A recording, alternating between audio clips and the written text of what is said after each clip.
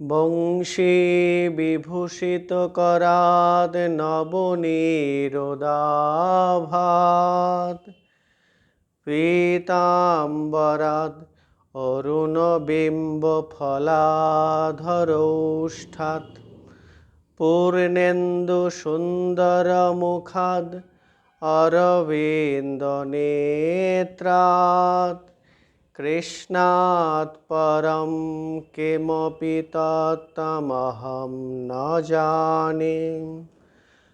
জয়তু জয়তু দেবো দেবকী নন্দনোऽয়ং জয়তু জয়তু কৃষ্ণ বৃষ্ণিবংশপ্রদীপঃ জয়তু জয়তু মেঘো শ্যামলো কোমলাঙ্গম জয়তু জয়তু পৃথ্বীভারনাশমুকুন্দম। শুরু করছি আজকের ভাগবত পাঠ ও প্রসঙ্গ। সকলকে আন্তরিক শুভেচ্ছা নমস্কার জানাচ্ছি। আজকের আমরা আলোচনা করব পদ্মপুরাণে শ্রীমদ্ ভাগবতমের যে মহিমা কীর্তন করা হয়েছে সেই প্রসঙ্গ। ব্যাসদেবকৃত মহাপুরাণ সমূহের মধ্যে স্কন্দ পুরাণ সর্ববৃহত্তম, তারপরেই পদ্মপুরাণের স্থান। 5টি খণ্ডে এই পুরাণ বিধৃত। এর সর্বশেষ খণ্ড উত্তরখণ্ড, সেখানেই শ্রীমদ্ ভাগবতমের মহিমা কীর্তন করা হয়েছে কয়েকটি অধ্যায় ধরে। তো আমরা সেখান থেকে আলোচনা করব শ্রীমদ্ ভাগবতমের মহিমা স্বয়ং ব্যাসদেব কেমনভাবে বর্ণনা করছেন। তো প্রথম অধ্যায়ে দেবর্ষি নারদের সঙ্গে ভক্তির যে সাক্ষাৎকার প্রসঙ্গ আছে, সেখানেই প্রথম শ্লোকেই একটি মন্ত্র দিয়ে শুরু হচ্ছে। সচ্চিদানন্দ রূপায় বিশ্বৎপত্ত্বাদি হেতবে তাপত্রয় বিনাশায় শ্রীকৃষ্ণায় বয়ম নমঃ। এখানে প্রণাম নিবেদন করা হচ্ছেন পুরুষোত্তম শ্রীকৃষ্ণের উদ্দেশ্যে। বলা হচ্ছে যিনি জগতের উৎপত্তি, স্থিতি ও লয়ের হেতু, আধ্যাত্মিক, আধি দৈবিক ও আধি ভৌতিক এই ত্রিতাপ বিনাশক সেই সচ্চিদানন্দ স্বরূপ ভগবান শ্রীকৃষ্ণকে আমরা প্রণাম করি। এখানে তাপত্রয়ের কথা বলা হয়েছে। আমরা কথায় বলি ত্রিতাপ তাপিত মানুষ। এই ত্রিতাপ কি, যার দ্বারা আমরা তাপিত হই? 3টি তাপ হচ্ছে আধি দৈবিক, আধি ভৌতিক আর আধ্যাত্মিক। যখন আমরা নানা প্রাকৃতিক দুর্যোগের দ্বারা বিপর্যস্ত হই, তাকে বলা হয় আধি দৈবিক তাপ। আর যখন বিভিন্ন ভূত অর্থাৎ বিভিন্ন পশু পক্ষী, সর্প, কীট কিংবা মানুষের দ্বারা কষ্ট পাই, তাকে বলা হয় আধি ভৌতিক তাপ। আর যখন আমরা শারীরিক বা মানসিকভাবে কষ্ট ভোগ করি, তাকে বলা হয় আধ্যাত্মিক তাপ। তো এই 3টি তাপ আমরা যদি ভগবান কৃষ্ণের শরণ নিই, তাহলে এই 3 তাপের 3 পরিতাপের হাত থেকে আমরা রক্ষা পাব। এখানে আমরা দেখছি শৌনক এবং সূতের কথোপকথন। সূত উগ্রশ্রবা, তিনি পুরাণ কথক। শৌনক হচ্ছেন তিনি মহর্ষি। আমরা দেখছি যে একবার নৈমিষারণ্য ক্ষেত্রে মহামতি সূত এসে হাজির হয়েছেন, যিনি ভাগবত কথামৃত রসাস্বাদন কুশল।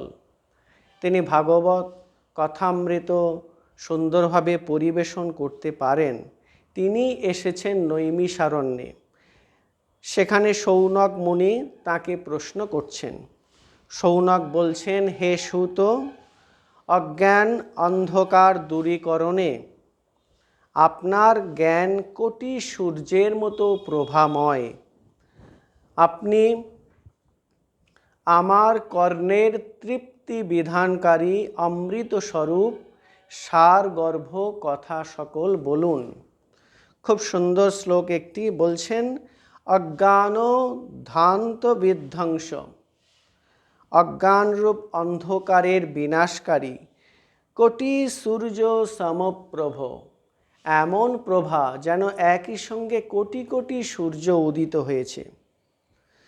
সুতখাহি কথা সারম মম কর্ণ রসায়নম। সূতমুনি যে কথা সকল বলবেন তা আমার কর্ণের তৃপ্তি বিধানকারী, সমস্ত অজ্ঞানের অন্ধকার কোটি সূর্যের প্রভায় তিনি দূর করবেন। এই রকম বলে এখানে সূতের কথার স্তুতি করা হচ্ছে, প্রশংসা করা হচ্ছে। তারপর শৌনক মুনি বলছেন, শ্রেয়সাম ভবেৎ শ্রেয় পাবনানাম চ পাবনম কৃষ্ণ প্রাপ্তিকরম শস্যৎ সাধনম তদ্বৎ অধুনা। এর অর্থ কি? শৌনক মুনি বলছেন, হে সূত, আপনি এমন কোনো শাশ্বত সাধন পথের সন্ধান দিন যা সর্বাপেক্ষা কল্যাণকারী। যত কল্যাণময় পথ আছে তার মধ্যে সর্বোত্তম যে পথ, সেটি আমাকে বলুন। যত পবিত্রকর জিনিস আছে তার মধ্যেও যেটি পরম পবিত্রকর, সেটি আমাকে বলুন। আর যার দ্বারা ভগবান শ্রীকৃষ্ণকে পাওয়া যায় সেই পথের সন্ধান আমাকে দিন। এভাবে সূত মুনির কাছে শৌনক মুনি আমাদের জীবনের সর্বোত্তম অন্বেষার খোঁজ করছেন, সর্বোত্তম যে পথের অন্বেষণ করছেন। এবার ধীরে ধীরে আমরা দেখছি সূত মুনি তিনি মুখ খুলছেন। সূত মুনি বলছেন, হে শৌনক, তোমার হৃদয়ে ভগবৎ প্রেম রয়েছে, তাই আমি বিচার করে তোমাকে সমস্ত সিদ্ধান্তের সার কথা শোনাচ্ছি, যা জন্ম মৃত্যুর ভয় দূর করে। প্রীতি শৌনকো চিত্তেতে ইয়াত বচমি বিচার জমে। তোমার অন্তরে যে ভগবৎ প্রেম রয়েছে, তাই আমি তোমাকে সেই ভগবানের কথা শোনাবো এবং সেটি বিচার করে যেটি সর্বোত্তম সেই কথাগুলি বলবো। সর্ব সিদ্ধান্ত নিষ্পন্ন, সমস্ত সিদ্ধান্ত থেকে যে কথাগুলো বের হয়ে আসে সেটি শোনাবো। আর সেই কথার মহিমা কি না, বলা হচ্ছে সংসার ভয় নাশনম, সমস্ত সংসার ভয় দূর করে। আমরা প্রত্যেকে সংসার ভয়ে ভীত, এ সংসারে ভীত ভয় তাড়িত। আমাদের প্রত্যেকেরই এই অনুসন্ধান, কেমনভাবে সমস্ত ভয় আমরা জয় করতে পারব, সেই কথাই আমরা সূত মুনির কাছে শুনতে চলেছি। সেই শৌনক মুনির প্রশ্নের উত্তরে এই কথা। তারপর তিনি বলছেন, আমি তোমাকে বলবো ভক্তি প্রবাহ বৃদ্ধিকারী কথা সকল, ভগবান শ্রীকৃষ্ণের প্রসন্নতা অর্জনকারী সাধনের কথাও বলবো, মন দিয়ে শোনো। ভক্তোঘ বর্ধনম যচ্চ কৃষ্ণ সন্তোষ হেতুকম, যা কৃষ্ণ সন্তুষ্ট হবে, প্রসন্ন হবে, যে কথা ভক্তির বৃদ্ধি ঘটাবে। তদহম তেভিধাস্যামি সাবধানো তয়া শৃণু, তুমি অত্যন্ত সতর্ক হয়ে কথাগুলো শোনো, যেটা আমি তোমাকে বলছি। বলে তিনি বলছেন সুখদেবের কথা। সুখদেব কি করেছিলেন? সুখদেব কলিযুগে জীবকে, কলিযুগের যে জীব যারা সংসারের কালরূপী সর্পের গ্রাসে পতিত হয়ে মহা ভয়ে ভীত হয়েছিলেন, সেই তাদেরকে ভাগবত শাস্ত্র প্রবচন করেছিলেন ভগবান শ্রীকৃষ্ণ দ্বৈপায়নের পুত্র শুকদেব। শুকদেব কলি যুগে জীবকে কালরূপী সর্পের গ্রাসে পতিত হওয়ার মহাভয় থেকে রক্ষা করেছিলেন। কেমনভাবে করেছিলেন? না, ভাগবত প্রবচনের মধ্য দিয়ে। তারপর বলছেন, চিত্তশুদ্ধির জন্য এর থেকে মঙ্গলকারী আর কিছু হয় না, আর কোনো সাধন নেই। এই ভাগবত শ্রবণের মতো মঙ্গলকর কোনো সাধন হয় না। জন্ম জন্মান্তরের পুণ্যের উদয় হলে তবেই না মানুষ এই ভাগবত শাস্ত্র প্রাপ্ত হয়।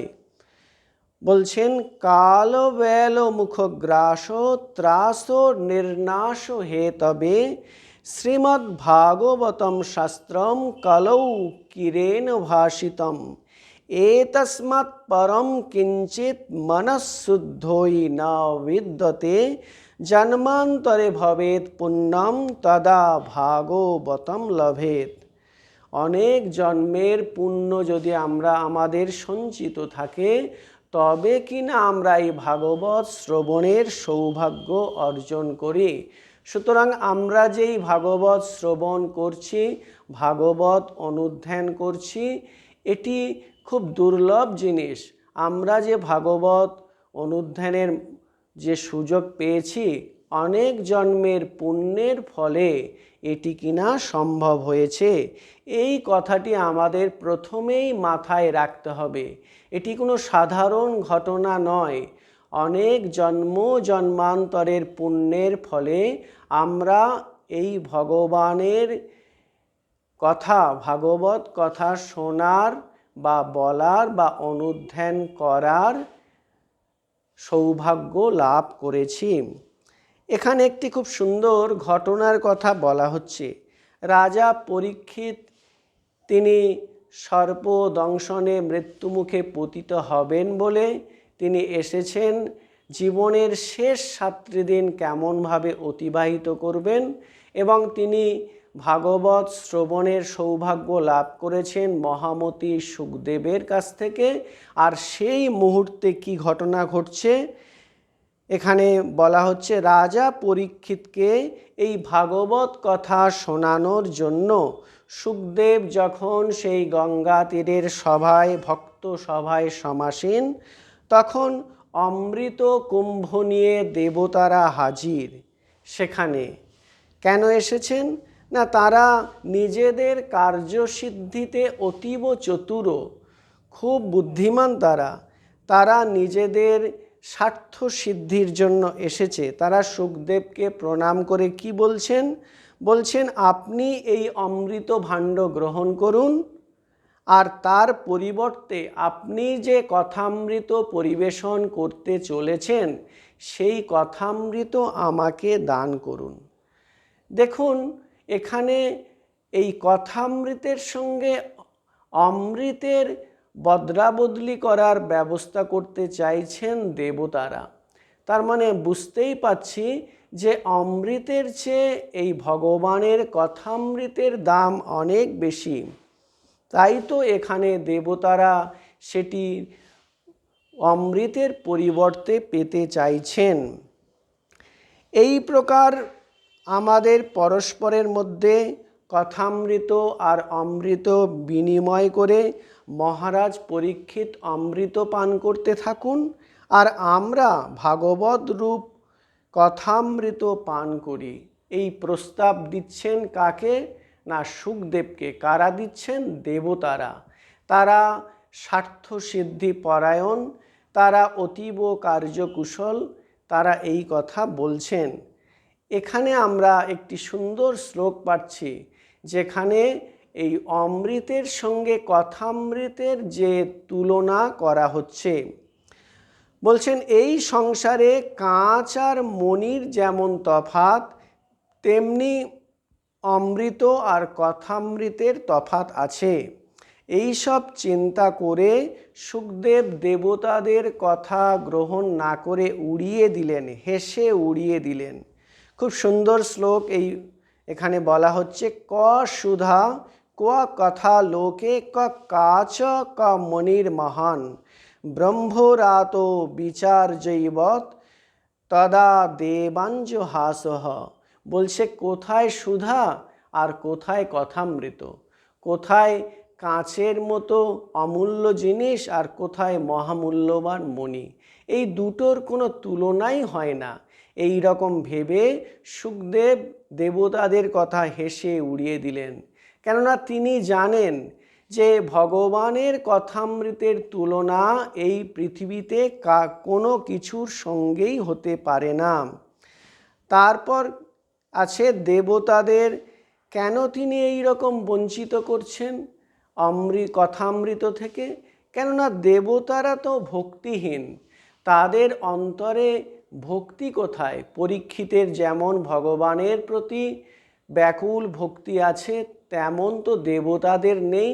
আর যারা ভক্তিহীন তারা কেমনভাবে এই অমৃত কথা আস্বাদনের সুযোগ বা যোগ্যতা লাভ করবে? এই ভাগবত কথা তাই বলা হয় যে দেবতাদের কাছেও দুর্লভ, দেবতারাও এই ভাগবত কথার নাগাল পান না। খুব সুন্দর শ্লোকে বলা হচ্ছে, অভক্তাংশ্চ স্তাংশ্চ বিজ্ঞায় না দদৌ স কথামৃতম শ্রীমদ্ভাগবতী বার্তা সুরানাম ওপি দুর্লভা। শ্রীমদ্ভাগবতী বার্তা সুরানাম ওপি দুর্লভা। এই ভাগবতের কথা, ভাগবতী বার্তা দেবতাদের কাছেও অত্যন্ত দুর্লভ। তো এটি সাধারণ কথা নয়, যে কোনো কাউকে এই কথা বলা যায় না। আমরা ভগবদ গীতাতেও পাঠ করি, সেখানে ভগবান স্বয়ং বলছেন, একেবারে শেষের অধ্যায়ে তিনি বলছেন, আমার এই কথা, এই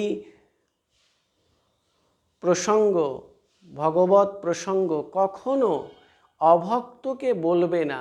যারা আমাকে ভালোবাসে না, যারা আমার প্রতি ভক্তি করে না, সেরকম কাউকে কখনো এই কথা বলবে না।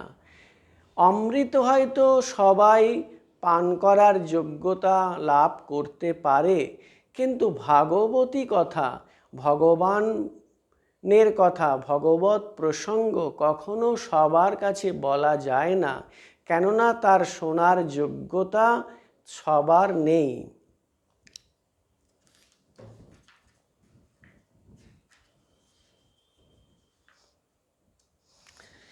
তারপর এখানে খুব সুন্দর একটি শ্লোক আছে, এখানে বলা হচ্ছে, এই শ্লোকটি বলছেন সনকাদি ঋষি চতুষ্টয়।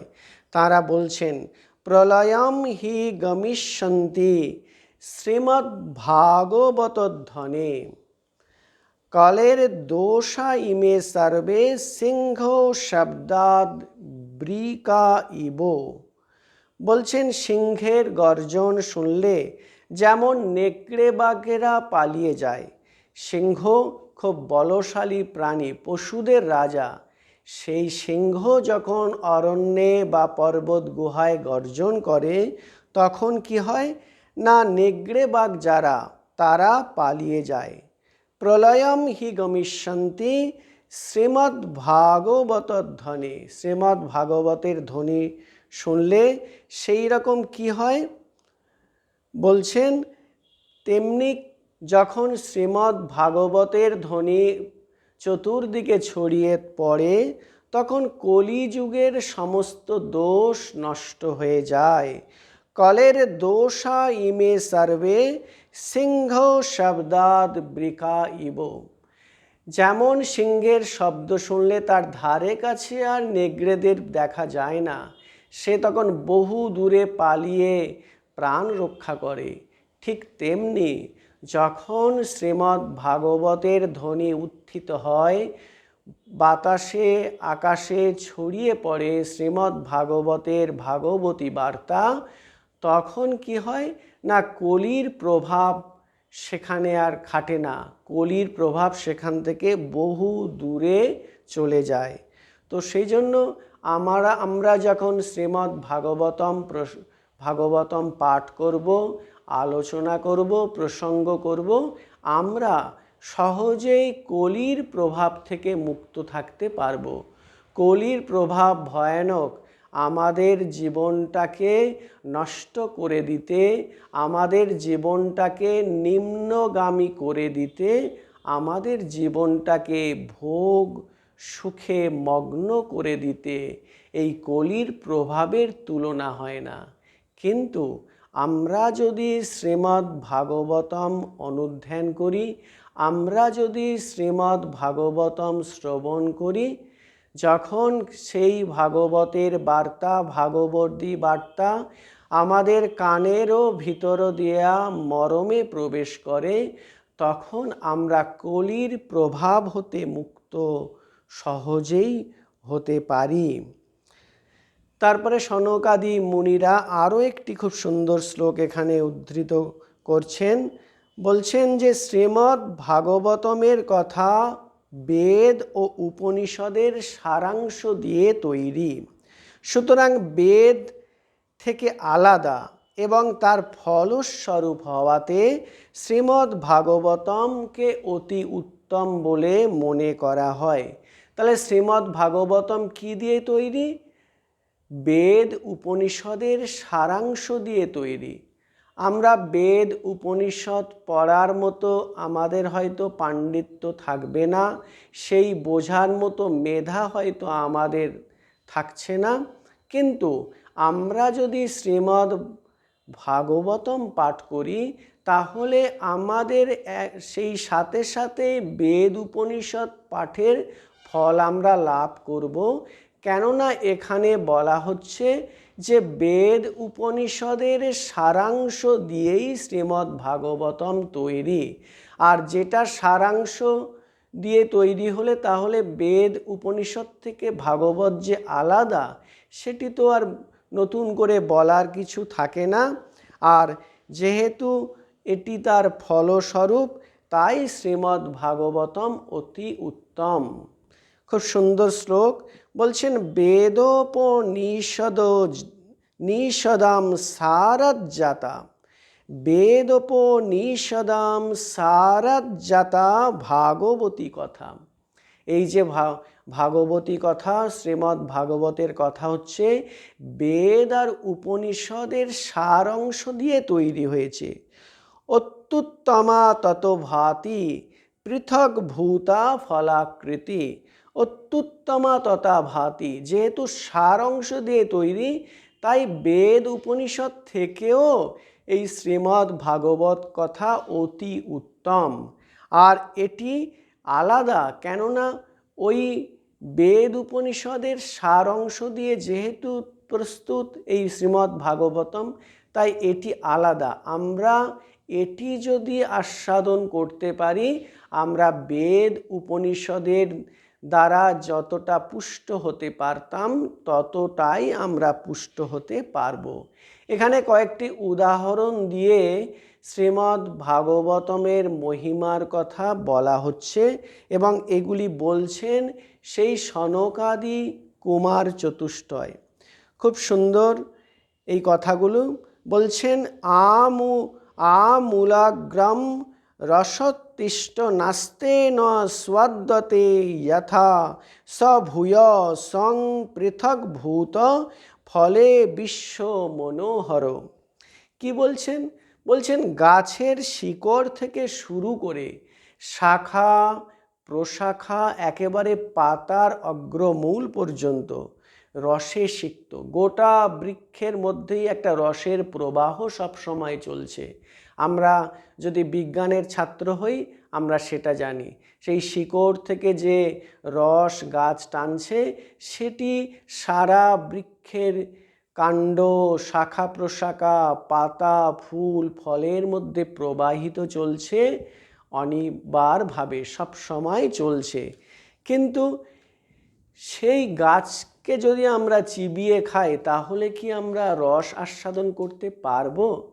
তাহলে কি আমরা তৃপ্ত হব, আমরা খুশি হব? কখনোই না।